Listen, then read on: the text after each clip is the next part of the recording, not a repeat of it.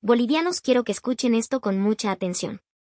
Porque lo que estoy a punto de contarles no es una simple historia de viaje. Es la historia de cómo su país, su gente tomó a mi familia, rota y herida por el mundo, y la sanó de una forma que jamás creí posible. Bolivia le dio una bofetada a mis prejuicios, y hoy, necesito que el mundo entero sepa lo que ustedes hicieron por nosotros. Mi nombre es Nick.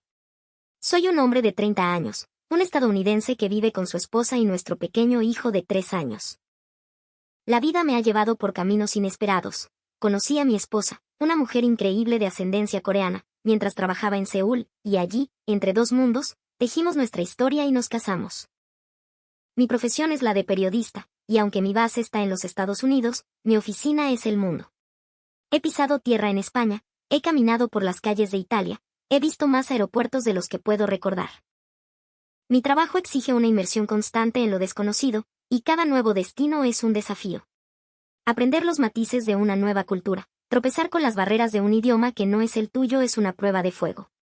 Pero esa es precisamente la magia, ¿no es así? La recompensa llega en el momento en que una conexión se establece, cuando la sonrisa de un local rompe el hielo, o cuando una frase torpemente pronunciada logra su objetivo. Esos instantes de pura humanidad son los que me hacen amar lo que hago, los que me recuerdan por qué empaqué mis maletas en primer lugar. Pero, si soy brutalmente honesto con ustedes, hay un lugar al que juré nunca más volver. Un lugar que me dejó una cicatriz tan profunda que pensé que jamás se cerraría.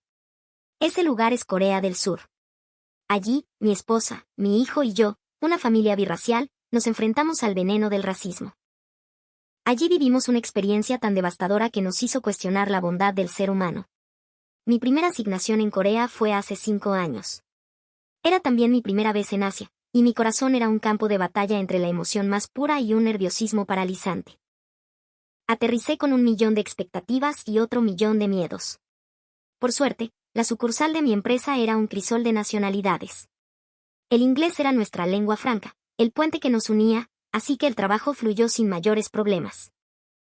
En unos pocos meses, me las arreglé para aprender suficiente coreano como para defenderme en el día a día, para pedir un café, para orientarme en el metro, para sentir que no era un completo extraño. En ese microcosmos internacional de la oficina, el color de mi piel rara vez era un tema. Mis colegas venían de todas partes del mundo, y la diversidad era nuestra norma. Fue en ese ambiente donde conocí a la que sería mi esposa. Ella había sido enviada a Corea antes que yo. Nuestro amor floreció en esa tierra lejana, y al poco tiempo, nos casamos y dimos la bienvenida a nuestro hijo. Mi vida profesional era exigente, un torbellino de plazos y viajes, pero era gratificante. Y mi vida personal era plena. Tenía una familia a la que amaba con cada fibra de mi ser. Recuerdo con una claridad dolorosa lo felices que éramos en Corea durante ese primer tiempo, viviendo en una burbuja de aparente aceptación. Pero las burbujas, por definición, están destinadas a estallar. Y la nuestra lo hizo de la forma más cruel. La experiencia que lo cambió todo, que envenenó nuestro paraíso, ocurrió un fin de semana aparentemente perfecto. Teníamos planeado un día de campo, una escapada familiar a un gran parque con vastas praderas de césped que un colega me había recomendado con entusiasmo. Era el lugar de moda para las familias, un lienzo verde donde los niños corrían, las cometas volaban y el aire se llenaba del aroma de los picnics. Preparé la información con esmero, y la decisión fue instantánea: iríamos. Desde nuestra casa, el viaje implicaba un trayecto en autobús de unos 30 minutos desde la estación más cercana. Esa mañana, nos levantamos temprano, llenos de anticipación. Preparamos un festín en una canasta de picnic, con sándwiches, fruta y jugo para nuestro pequeño. Llegamos a la parada con tiempo de sobra, y gracias a eso, fuimos de los primeros en la fila, asegurándonos un asiento en el autobús que ya empezaba a llenarse de familias con el mismo destino que nosotros. Acomodé a mi hijo en mi regazo, su pequeño cuerpo vibrando de emoción. La expectativa de verlo correr libre por el césped me llenaba de una alegría pura. El autobús se puso en marcha, y en cada parada, más y más gente subía, hasta que el pasillo se convirtió en un mar de cuerpos apretados. Y entonces, lo noté. Parada en el pasillo, justo frente a nosotros, una pareja de ancianos nos miraba fijamente. No era una mirada curiosa. Era una mirada dura, cortante, cargada de un juicio que no podía comprender. Sus ojos eran como dagas, y sentí un nudo de inquietud formarse en mi estómago. ¿Habíamos hecho algo mal? Repasé mentalmente nuestras acciones, nuestra ropa, nuestro tono de voz. Nada. No había ninguna razón lógica para esa hostilidad. Un momento después, comenzaron a cuchichear entre ellos. Susurros venenosos que cortaban el aire relativamente silencioso del vehículo. Y aunque hablaban en voz baja, cada sílaba llegó a mis oídos con la claridad de un grito. ¿Por qué un negro tiene asiento y nosotros no?, dijo el hombre. Esto es Corea. Los coreanos deberían tener la prioridad, respondió la mujer. El mundo se detuvo. Sentí como si el suelo se abriera bajo mis pies. Un shock helado recorrió mi cuerpo. Jamás, en mis peores pesadillas, imaginé que escucharía palabras tan descaradamente racistas, lanzadas como piedras a mi cara. Mi esposa también las escuchó. Vi cómo su rostro se desmoronaba, cómo bajaba la cabeza con una tristeza infinita, como si quisiera desaparecer. De repente, el autobús se sintió sofocante. La mirada de cada pasajero se convirtió en una posible acusación. ¿Pensarían todos lo mismo? El aire se volvió denso, irrespirable, y en ese preciso instante, mi hijo, abrumado por el calor y la multitud, comenzó a llorar. Un pánico visceral se apoderó de mí. Temía que su llanto se convirtiera en un grito desgarrador, que atrajera aún más críticas, más veneno de esa pareja. Me imaginé sus siguientes palabras: ¿así es como educan a sus hijos? Miren cómo llora. Y el golpe de gracia, el que sabía que vendría, claro, que se puede esperar de padres negros. Mi esposa y yo hicimos todo lo humanamente posible para calmarlo, susurrándole, meciéndolo, ofreciéndole su juguete favorito. Finalmente, sus sollozos se convirtieron en un suave murmullo y se quedó dormido en mis brazos. Creí que la pesadilla había terminado. Pero entonces, la pareja de ancianos volvió a hablar, esta vez con un desprecio aún mayor. Ojalá se bajen pronto. Compartir el autobús con negros es lo peor. Esa fue la primera vez que el racismo en Corea me golpeó directamente en el alma, y fue un golpe devastador. Asumieron, con una arrogancia cruel, que no entendíamos su idioma. Por eso hablaban con esa libertad, con esa impunidad. Pero incluso si no hubiéramos entendido una sola palabra, ¿qué clase de ser humano se siente con el derecho de herir a otro de esa manera? El hecho es que sí entendíamos. Entendíamos perfectamente el coreano. Y sus palabras se clavaron en nuestros corazones, dejando una herida que supuraría durante mucho, mucho tiempo. He enfrentado el racismo en Estados Unidos, mi propio país. Pero es algo a lo que uno nunca se acostumbra. No es una vacuna.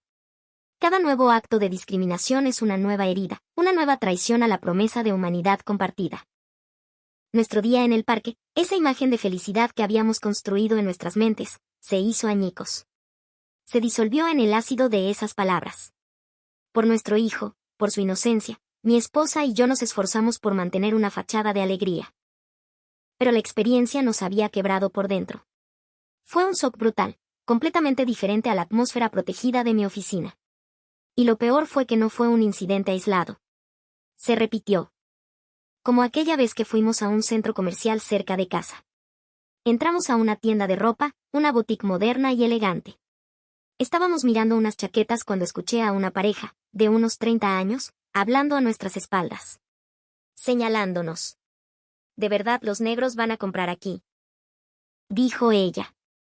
Nada les quedaría bien, de todas formas, se burló él. Nos quedamos mudos, paralizados por la humillación. Las palabras nos ahogaron. Sin decir nada, dimos media vuelta y salimos de la tienda, sintiendo sus miradas de desdén clavadas en nuestra espalda. A partir de ese día, dejamos de comprar en tiendas físicas. Nos refugiamos en las compras en línea, donde al menos el juicio era anónimo, donde no teníamos que soportar las miradas ni los susurros. La vida en Corea se convirtió en un campo minado. Aunque los ataques verbales directos no eran constantes, las pullas, los comentarios discriminatorios dichos lo suficientemente alto para que los escucháramos, se convirtieron en la banda sonora de nuestra existencia. Esa asignación en el extranjero me enseñó una lección dolorosa. La discriminación contra las personas de piel oscura no conocía fronteras. Existía en Asia con la misma virulencia que en cualquier otro lugar. Y por eso juré no volver jamás a Corea. La sola idea de volver a viajar a Asia nos provocaba ansiedad. Pero entonces, como una broma del destino, ocurrió algo increíble. Se nos presentó la oportunidad de viajar a Bolivia. La historia fue casi surrealista. Mi jefe, un hombre bueno y generoso, había ganado un viaje con todo pagado a Bolivia en una rifa de la empresa. Sin embargo, un compromiso familiar ineludible le impedía ir. Así que, un día, me llamó a su oficina y, sin más, nos ofreció los boletos. La duda nos consumió. Mi esposa y yo lo discutimos durante días. El recuerdo de Corea era una sombra persistente, una herida que aún dolía al tocarla. La ansiedad de enfrentarnos de nuevo a un país asiático bueno, en nuestra ignorancia de entonces, agrupábamos a los continentes de forma simplista era abrumadora. Las escenas en el autobús, en la tienda de ropa, el simple hecho de ser juzgados por nuestro color de piel era un trauma difícil de olvidar. Pero mi jefe insistió. Nick, Corea y Bolivia son mundos aparte, me dijo con una sonrisa. Yo estuve en Bolivia. Es un lugar absolutamente increíble. La gente es maravillosa. A pesar de sus palabras, mi escepticismo era un muro. Él es un hombre blanco. Su experiencia, por definición, no podía ser la nuestra. ¿Cómo podría él entender nuestros miedos? En mi mente, en ese momento, Corea y Bolivia eran dos países lejanos y similares. Pero él no se rindió. Confía en mí, dijo. Les va a encantar Bolivia. Se los garantizo. Sus palabras, su genuino entusiasmo, finalmente lograron perforar nuestra armadura de miedo. Decidimos aceptar. Decidimos darle una oportunidad a Bolivia. Cuando llegué a casa y le conté a mi esposa, su vacilación inicial se transformó en una chispa de curiosidad. Era la recomendación de mi jefe, y confiábamos en él. Así que, con un nudo en el estómago, accedimos. Comenzamos los preparativos. Buscamos información sobre ese país del corazón de Sudamérica. Aprendimos algunas frases básicas en español, hola, gracias, por favor, e incluso un saludo en aimara, kamisaki, para mostrar respeto. Investigamos sobre lugares fascinantes, el Salar de Uyuni, el lago Titicaca, las calles de La Paz. Pero a pesar de toda la preparación, hasta el día de nuestra partida, una nube de aprensión se cernía sobre nosotros. Bolivianos, les juro que todo ese miedo, toda esa ansiedad eran fantasmas creados por nuestra propia herida. Porque cuando aterrizamos en el alto y descendimos hacia el Cuenco de La Paz, comenzamos a darnos cuenta de que habíamos llegado a un lugar completamente diferente. El primer día, decidimos llevar a nuestro hijo, un apasionado de los animales, a un refugio de vida silvestre en las afueras de la ciudad. Habíamos leído que albergaba jaguares, cóndores y monos, animales exóticos y maravillosos. Pero para llegar desde nuestro hotel, en el centro de La Paz, teníamos que tomar un minibús. Inmediatamente, la memoria del autobús en Corea me golpeó como un puño. El pánico, el miedo a ser juzgados por el color de nuestra piel, resurgió con una fuerza aterradora. Sentí el sudor frío en mi nuca. Pero miré a mi hijo, sus ojos brillando con la promesa de ver a los animales, y supe que tenía que ser valiente por él. Respiré hondo y decidimos enfrentar nuestro miedo. Apenas intentamos subir, nos topamos con un pequeño problema. El sistema de pago era confuso. No sabíamos cuánto costaba el pasaje, si se pagaba al subir o al bajar, y la gente se acumulaba detrás de nosotros, esperando para abordar. El pánico volvió a apoderarse de mí. Temía que empezaran a gritar, a impacientarse, a culparnos por nuestra lentitud. Pero entonces, ocurrió lo inesperado. Lo que nunca ocurrió en Corea. Un hombre que estaba detrás de nosotros, un joven boliviano con una mochila universitaria, se inclinó y, con la sonrisa más amable que he visto en mi vida, nos indicó la tarifa correcta en un español lento y claro. Con su ayuda, logramos pagar y subir al minibús.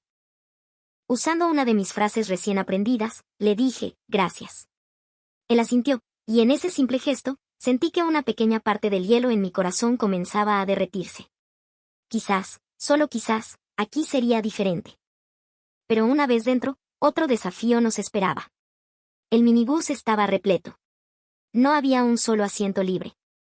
Nos aferramos a las barras del techo mientras el vehículo se sacudía y zigzagueaba por las empinadas calles de La Paz.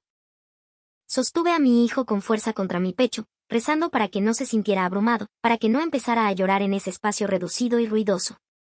Pero mis plegarias no fueron escuchadas. Unos minutos después, abrumado por el gentío y el movimiento, mi hijo comenzó a llorar. Su llanto, agudo y persistente, resonó en el silencioso murmullo del minibús.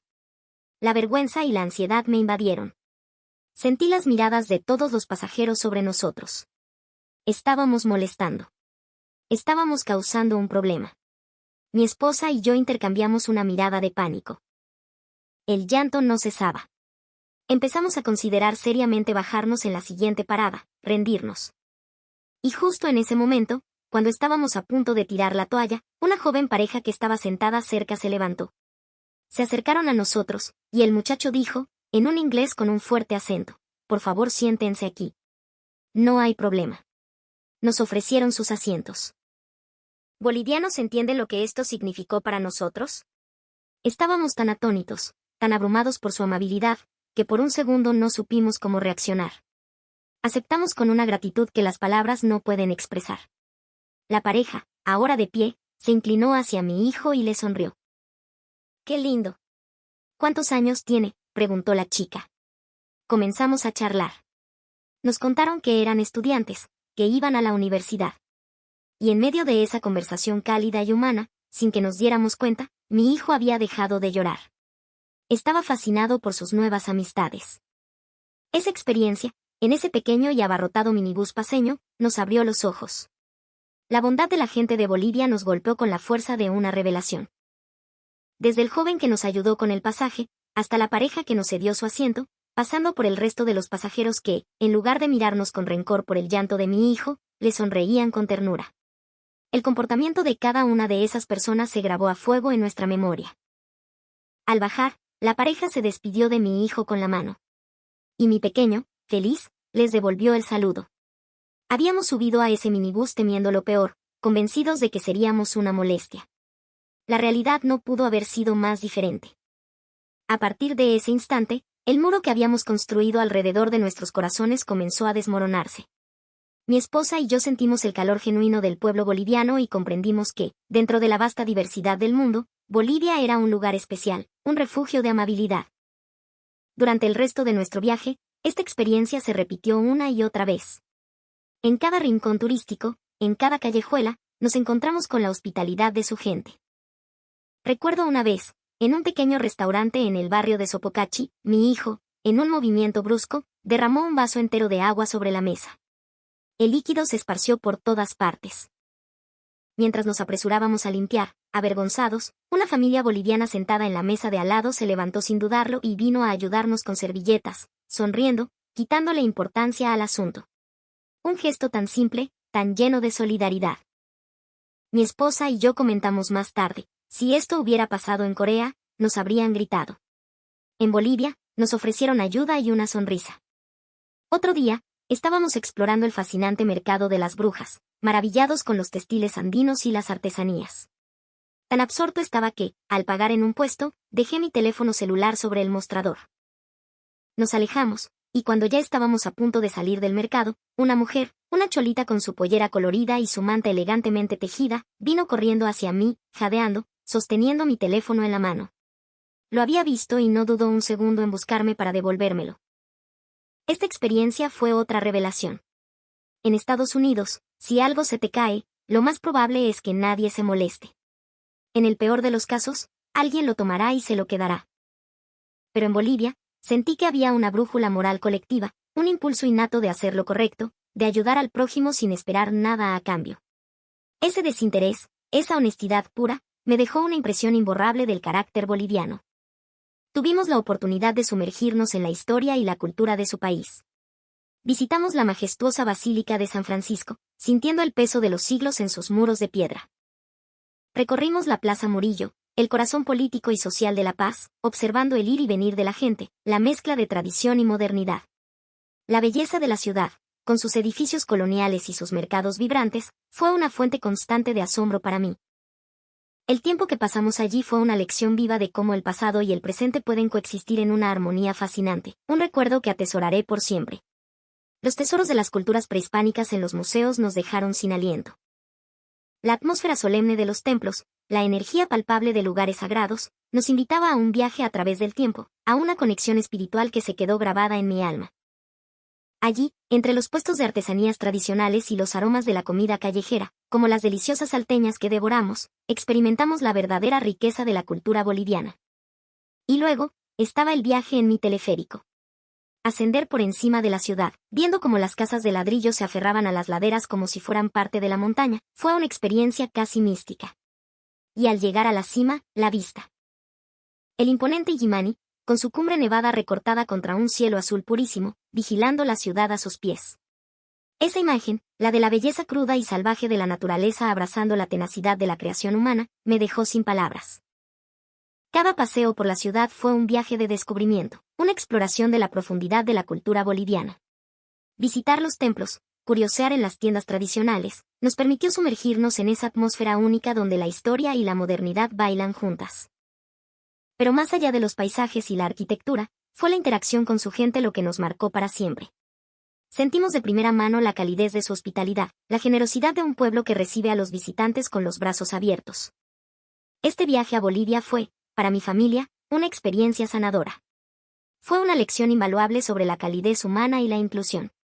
Descubrimos que los bolivianos tratan a todas las personas con una amabilidad que no entiende de colores de piel, de nacionalidades o de credos. Sentimos una profunda admiración por esa actitud. Mi esposa y yo, gracias a ustedes, desarrollamos un amor profundo por el pueblo boliviano. De hecho, tan pronto como regresamos a casa, mi esposa ya estaba en Internet, planeando nuestro próximo viaje a su país. Estábamos especialmente agradecidos por la ausencia total de la discriminación y las críticas que tanto nos habían herido en Corea. Antes de este viaje, teníamos un estereotipo ignorante sobre los continentes, y erróneamente asumimos que en Bolivia encontraríamos el mismo racismo. Su país, su gente, destrozó ese prejuicio en 1000 pedazos. Le estamos eternamente agradecidos a mi jefe por darnos esta oportunidad. Su profecía, les va a encantar Bolivia, fue asombrosamente precisa. Cuando volvimos y le contamos nuestras maravillosas experiencias, su rostro se iluminó con una sonrisa de satisfacción. Y gracias a ustedes, bolivianos, tomamos una decisión. Decidimos vivir nuestras vidas como ustedes nos enseñaron, tratando a cada persona con bondad, con un corazón abierto, sin prejuicios. Agradecemos desde lo más profundo de nuestra alma el habernos encontrado con el pueblo de Bolivia. Nos dieron un regalo invaluable. Nos devolvieron la fe en la humanidad.